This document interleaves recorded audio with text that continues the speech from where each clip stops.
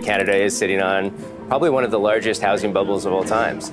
We've got students who are living in their vehicles because they couldn't find a place to live. Tens of thousands of Canadians could default, Moshe, on their mortgages. And are we looking at that kind of nightmare scenario? 35-year-olds live in their parents' basements. Rents are so high in Toronto that students live in homeless shelters. Canada's housing crisis has reached a breaking point.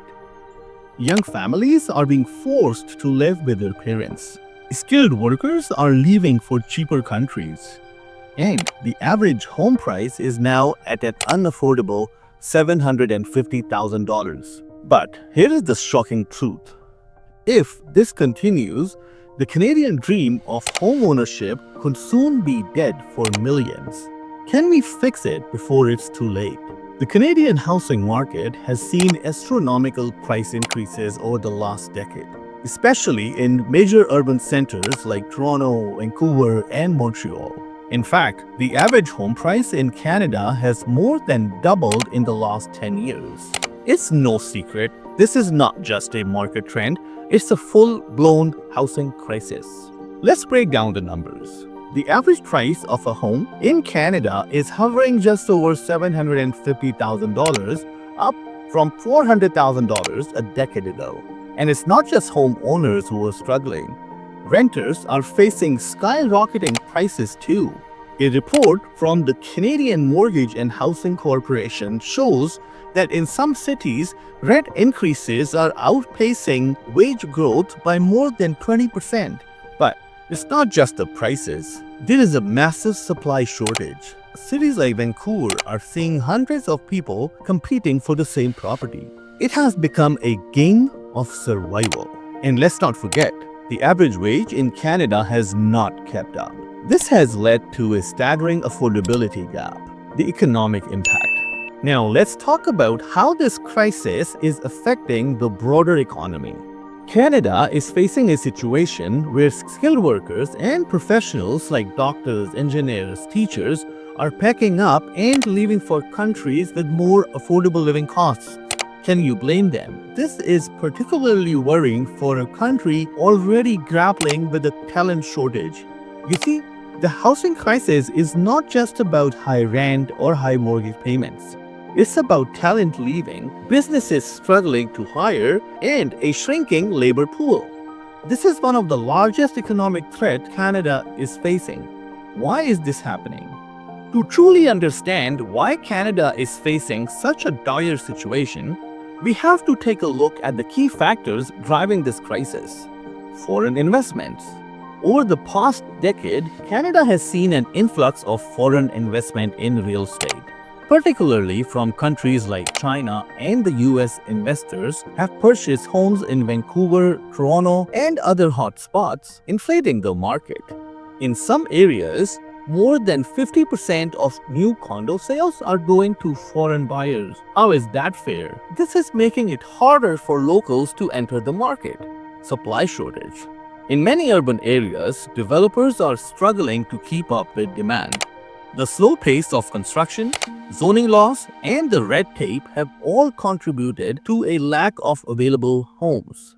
Cities like Vancouver and Toronto are limited by geography. There's only so much land to build on. Even as the population grows, new housing stock just cannot keep up. Government policy. Despite recent efforts to cool the market, such as a foreign buyer tax and a ban on non-resident purchases, the government's response has been too little too late. The Bank of Canada's interest rate hikes in recent years have only made it harder for first-time buyers to secure mortgages. The human cost. The truth is, behind all the stats and figures are real people. Families who are being pushed out of their own cities. Just ask 29-year-old Sarah, a Toronto teacher who makes a decent salary but has no hope of buying a home. I feel stuck, she says. I've been saving for years, but at this rate, I will never be able to afford a house in the city where I have lived my whole life. And trust me, she is not alone.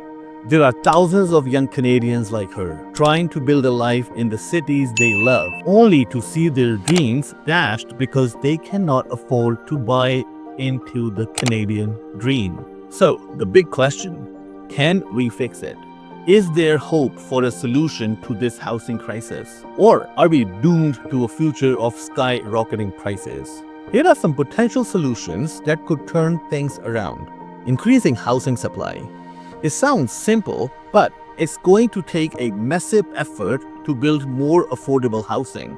This includes relaxing zoning laws, cutting red tape, and incentivizing private developers to build rental units. Vancouver, for example, could increase its housing stock by expanding its urban boundary. But will the government actually take these steps? A national housing strategy. Experts are calling for a comprehensive national strategy that addresses both demand and supply.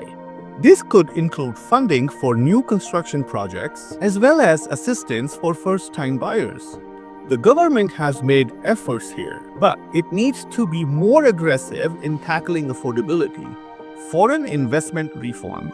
To address the role of foreign investment, Canada could introduce more stringent policies on real estate purchases by non-residents. This would involve raising taxes on foreign buyers and limiting the number of properties they can purchase.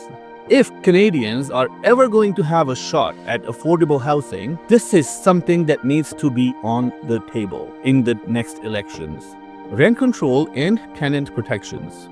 One thing that could provide immediate relief for renters is implementing stronger rent controls and tenant protections. In cities like Vancouver and Toronto, renters have no protection against skyrocketing rents. If the government introduced policies to cap rent increases and provide better support for tenants, it could alleviate some of the pressure. So, what's the verdict? Can we fix the Canadian housing crisis? Well, that depends. While the housing crisis won't be solved overnight, there are clear steps that can be taken to ease the burden. But will the government act quickly enough, and will the public support these changes? Because if things don't change soon, we could be looking at a situation where the Canadian dream is no longer attainable for anyone except the ultra-wealthy. The truth is, the Canadian housing crisis is not going away anytime soon. The decisions we make today will impact future generations. And if we want to fix this, we have to act fast. Whether it's through increasing supply, reforming foreign investment laws, or protecting renters, we need bold moves to ensure that housing remains within reach for all Canadians. So, what do you think? Can we fix it? Drop your thoughts in the comments below because this is a conversation we all need to have. If you found this video insightful, do not forget to hit that like button and subscribe for more updates on Canadian housing market and other important issues. Please share this video with your friends because this is an issue that affects all of us. Thank you so much for watching, and I'll see you in my next video.